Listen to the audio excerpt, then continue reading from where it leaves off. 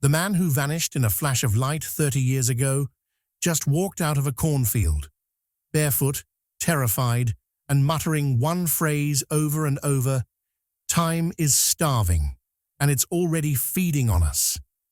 DNA confirmed the impossible. Mike Markham, missing since 1994. But his body had only aged 5 years. His wrist was welded to a device emitting radiation that doesn't exist in nature, and when they placed an atomic clock near him, it started losing time.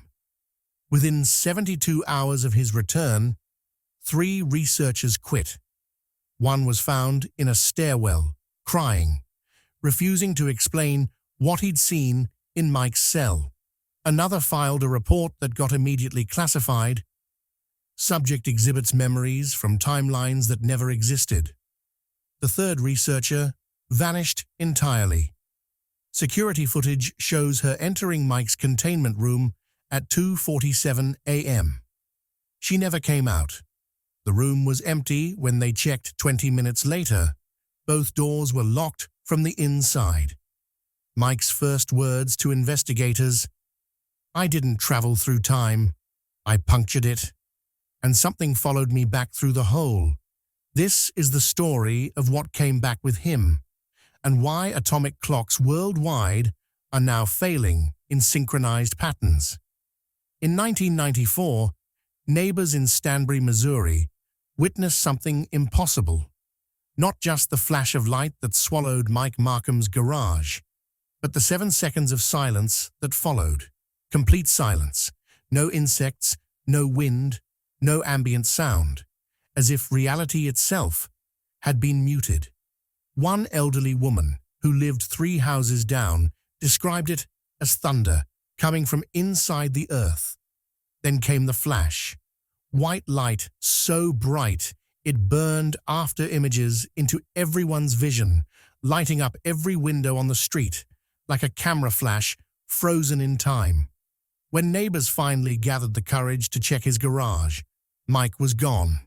No body, no blood, no signs of struggle. Just a concrete floor burned in a perfect circle, 8 feet in diameter, and walls covered in equations that made physicists cry, trying to decipher them. For 30 years, Mike Markham became an internet ghost story. Late-night radio hosts debated endlessly. Conspiracy theorists built elaborate timelines, connecting his disappearance to government experiments, alien contact, interdimensional travel.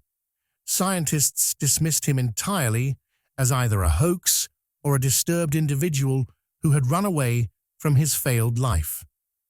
Until December 15th, 2024, when a state trooper found him stumbling along Route 46, muttering warnings about things living between seconds. The initial assumption was mental illness, a homeless man who happened to match the description of a decades-old missing person. But then the DNA results came back. 99.7% match. Mike Markham. No question. Authorities moved him to a secure medical facility. That's when the real nightmare began. The first doctor to examine him was a veteran physician with 20 years of experience treating trauma, genetic disorders, and rare diseases. She lasted 3 days on his case before requesting a transfer. In her final report, she wrote one sentence that got flagged by federal agencies. "This isn't any condition I recognize. His body is operating under physics that don't exist in our textbooks." The anomalies appeared immediately. Nanoscopic circuits were discovered threading through his bloodstream. Not implanted, but grown, as if his body had been bioengineered from the inside out. Under electron microscopes, these circuits pulsed with faint light, moving through his veins like a second nervous system. When researchers attempted to extract a sample for analysis, the circuits retreated from the needle. They moved, deliberately, as if aware they were being observed. His cells were mutating in real time. Telomeres, The protective caps on DNA strands that shorten as we age were elongating, growing backward. His cells were simultaneously showing markers of extreme youth and extreme age, as if his body couldn't decide which direction time was moving. The device welded to his wrist defied every attempt at analysis. It wasn't surgically attached. It was molecularly bonded to his flesh, fused at a cellular level. The device emitted radiation patterns that didn't match any known source, not nuclear, not solar, not electromagnetic, in any recognizable spectrum. Military specialists brought equipment to scan it. 3 Geiger counters melted simultaneously when brought within 2 feet of the device. The energy signature, according to classified reports, suggested the device was pulling power from somewhere that didn't exist in observable reality. Then came the temporal anomalies.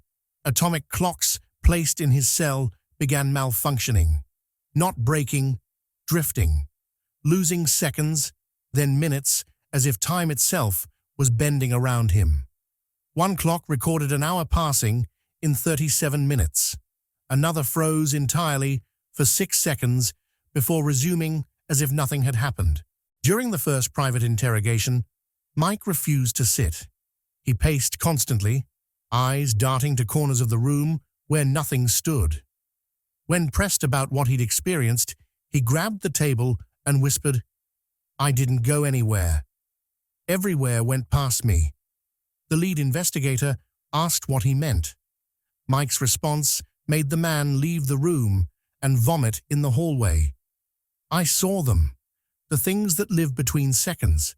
And they're not watching anymore. They're here." Security footage from that session shows something disturbing. At the exact moment, Mike looked toward the empty corner. The video feed distorted, just for a frame, just enough to suggest something was there that the camera couldn't properly capture. The investigator later admitted in a private interview that when Mike stared at that corner, he swore he saw something move, a shadow, where no shadow should exist. He never returned to the case. To understand what happened to Mike Markham, you have to go back to 1994, back to the machine he built in a garage with $8,000 worth of stolen electrical transformers.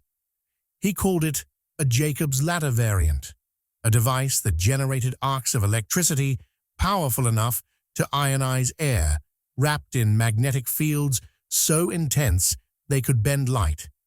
His stated goal, recorded in journal entries, recovered after his disappearance, was simple and terrifying: to puncture time itself, to create a hole. His experiments escalated rapidly. In early tests, objects didn't just vanish, they came back changed. A steel screw thrown into the field reappeared bent at angles that violated geometry. A penny disappeared and returned with its date changed from 1992 to 2003, 9 years in the future. In his final journal entry, dated 2 days before his disappearance, Mike wrote something that still chills researchers. "The field is learning. It anticipates my movements. When I reach for the left coil, the arc shifts before my hand arrives. I don't think I'm alone in here anymore. Something is responding. Something is watching through the cracks." The night he vanished, NASA satellites detected an anomaly 3 minutes before neighbors saw the flash, a radiation spike over Stanbury, Missouri. The energy signature didn't match anything in their databases. Not nuclear detonation, not solar flare, not any known phenomenon. The thermal bloom was equivalent to a small bomb. Then came 7 seconds of complete absence. Not darkness, absence, as if that section of reality had been deleted entirely before snapping back into place. Gravitational wave detectors in Louisiana and Washington picked up micro-fluctuations at the exact same moment, ripples in space-time, like something massive had torn through the fabric of reality and left a wound. When Mike returned 30 years later, the device on his wrist contained encrypted files, hours of audio recordings, fragments of video, and equations that, when finally decrypted, revealed something impossible. One audio file plays Mike's voice, but distorted, layered over itself multiple times, as if several versions of him were speaking simultaneously. If you're hearing this, I succeeded, or I failed. I can't tell any more. There are 17 of me here. Some remember things I don't. One is warning me not to touch the blue wire. I haven't even seen a blue wire yet. Analysis of the recordings suggested he hadn't traveled linearly through time. He'd looped through multiple timelines simultaneously, existing in parallel realities that were collapsing toward a single point. Each version of him experienced slightly different events, and somehow he retained memories from all of them. Medical staff documented this phenomenon directly.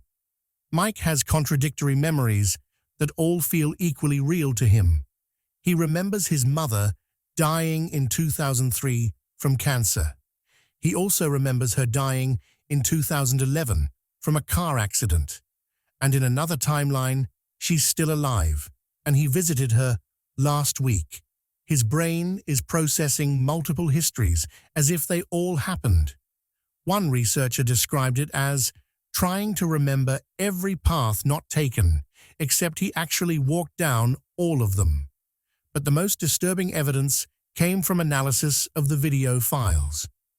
Partially corrupted footage shows Mike in impossible locations, standing in what appears to be the same garage, but the walls are different materials in each frame. In one, he's surrounded by people. In another, he's completely alone. In a third, there are figures standing behind him that aren't quite human, tall, flickering, wrong. In one clear segment, Mike speaks directly to the camera.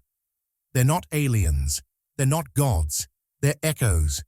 When the universe prunes a timeline, cuts away a branch that didn't work, something remains, and they've been watching us for longer than we've existed. Against every recommendation from scientists and federal agents, Mike insisted on returning to his original garage. The property had been abandoned for 30 years, reclaimed by rust and vegetation. But when Mike stepped inside, he moved with certainty, as if he'd just been there yesterday. The scorched concrete floor still hummed, faintly but impossibly. No power had run to this building in 3 decades, yet the moment Mike's foot touched that burned circle, the temperature dropped 20 degrees in 3 seconds. Frost formed on rusted metal. The shadows moved wrong, not cast by any visible light source, but stretching toward Mike as if pulled by gravity. Observers reported feeling disoriented, as if the room was larger on the inside than the outside, as if space itself was bending. Mike activated a sequence on his wrist device. A low hum filled the garage, vibrating in frequencies that made people's teeth ache. Objects on the floor began trembling. Then a screw levitated, spinning slowly, before vanishing completely.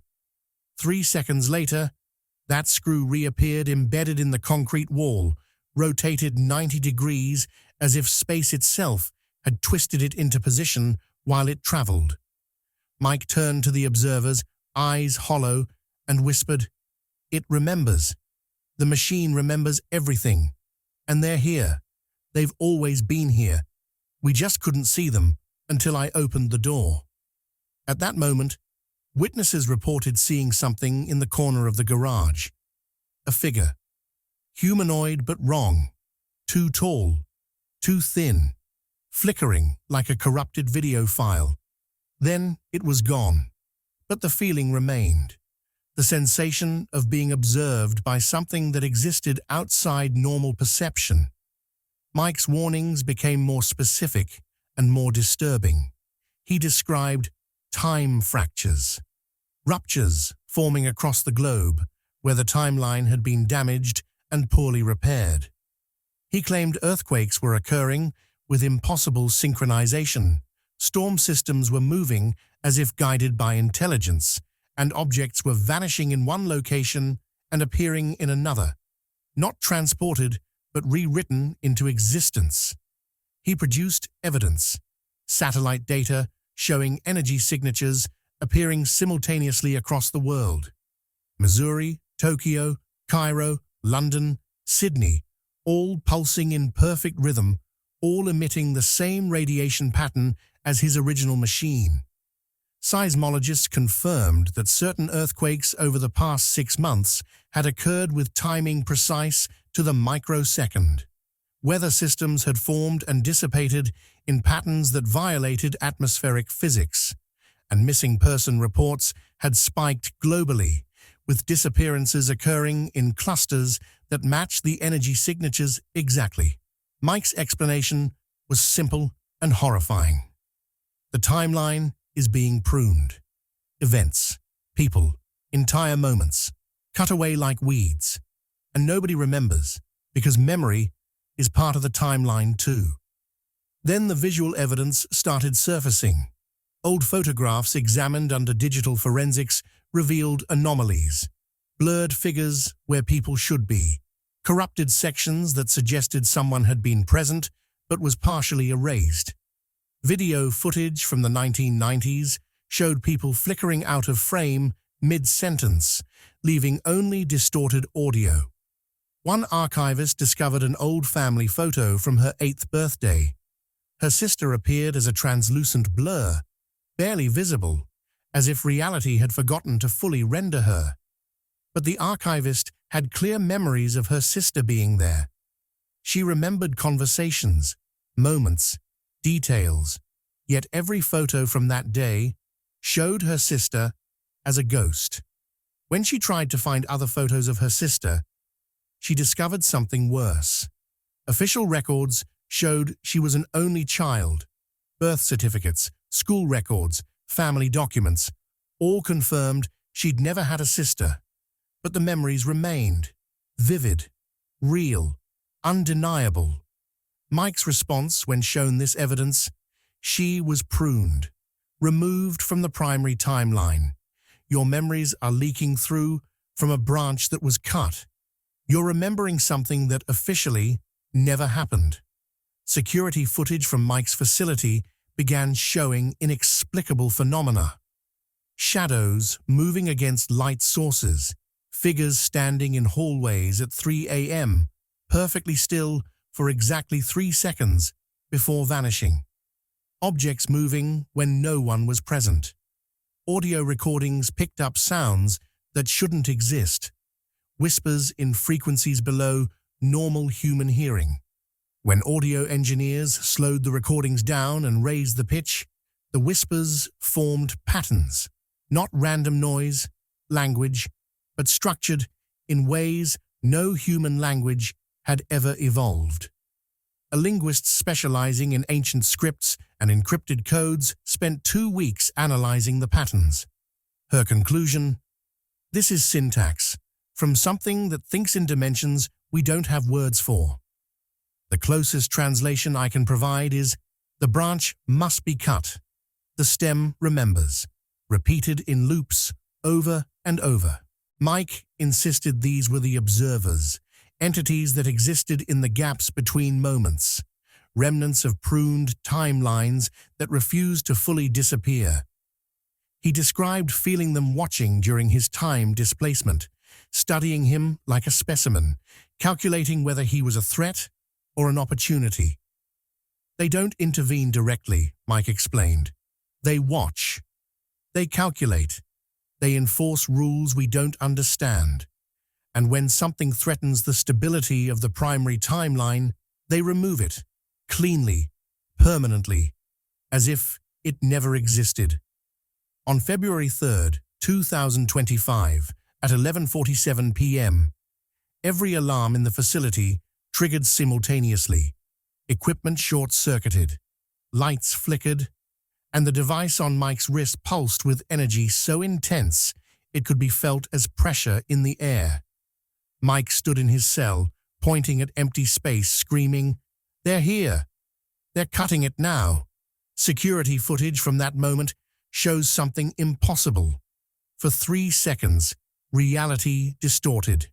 The air rippled like heat waves, and through the distortion, observers saw a vision. A city folding into itself like origami made of light. Skies fractured into geometric patterns and figures moving through streets.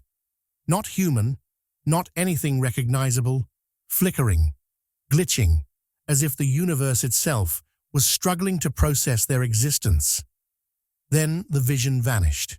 Every person in the facility was on the floor, gasping, disoriented. Medical staff reported severe vertigo, nausea, and temporal displacement. Several people swore 10 minutes had passed, while others insisted it had been only seconds. Atomic clocks showed both were correct, depending on which clock you checked. Mike collapsed against the wall, whispered, "That's what's coming. That's what happens when they finish pruning us." 2 days later, during what would be his final recorded interview, Mike delivered his most disturbing revelation. "You want the truth? Fine. We're not the original timeline. We're a backup, a copy of a copy of a copy. Every time the observers detect an instability, every time reality threatens to collapse under paradox, they prune. They cut away the failed branch and restart from an earlier point. And every time they do, we lose resolution. We lose realness." He stared directly at the camera, tears streaming down his face. "How many times do you think this has happened? How many versions of you have already been erased? You wouldn't know, because when a timeline is deleted, so are the memories. You wouldn't remember being pruned, because the version of you that remembers doesn't exist anymore." His voice dropped to a whisper. "I've seen it. I've seen the final cut. And when it happens, we won't scream. We won't even know. We'll just stop, as if we never existed at all. And then they'll start again. Timeline 8, Timeline 9. However many it takes to get it right." On February 7th, 2025, Mike Markham vanished from his sealed containment cell. No alarms triggered, no doors opened, no signs of struggle. Security footage shows him sitting on his bed at 4:23 a.m., staring at the wall. Then the frame glitches just for a moment. When it resumes, he's gone. The device remains, still attached to the bed frame where his wrist had rested, still humming, still emitting energy patterns nobody can identify. Time fractures are increasing exponentially. 17 anomalies reported daily in January, 43 daily by March. Objects vanishing. People experiencing vivid memories of events that never happened. Atomic clocks worldwide losing synchronization, drifting by seconds, then minutes. News reports of strange phenomena multiply. Unexplained disappearances, gravity fluctuations, people seeing double images of themselves, entire city blocks reporting lost time. Researchers analyzing the global data discovered something chilling. The anomalies are forming a pattern. When plotted on a timeline, they're accelerating toward a single point, a convergence. According to their calculations, that point arrives in approximately 7 months. What happens then? Nobody knows. Mike never explained what the final cut actually meant. Before he disappeared, Mike carved something into the wall of his cell, a single equation. When solved by theoretical physicists, it revealed a message that rewrites everything. You are reading this in Timeline 7. The original was Timeline 1. You don't remember Timeline 6, neither do I. But the scars remain. Look for them. You'll find them everywhere. In contradictory memories, in photographs that feel wrong, in moments that seem like déjà vu, but aren't. Those are the seams, where they stitched reality back together after the last pruning. If Mike Markham is right, everything you remember has already been rewritten multiple times, and you would never know because memory is part of the timeline too. The observers are real, the pruning is real, and the convergence is coming. Ask yourself, what did you forget? What choices did you make yesterday that feel wrong, like echoes of something else? What memories do you have that nobody else shares? Those aren't mistakes. Those are scars, evidence that you existed in a timeline that was cut away. And part of you remembers, even though you shouldn't. We're living in a pruned timeline, and according to Mike's final warning, the observers are coming to finish the job. Timeline 7 is failing. Timeline 8 is loading. And when it does, we'll all forget we ever existed.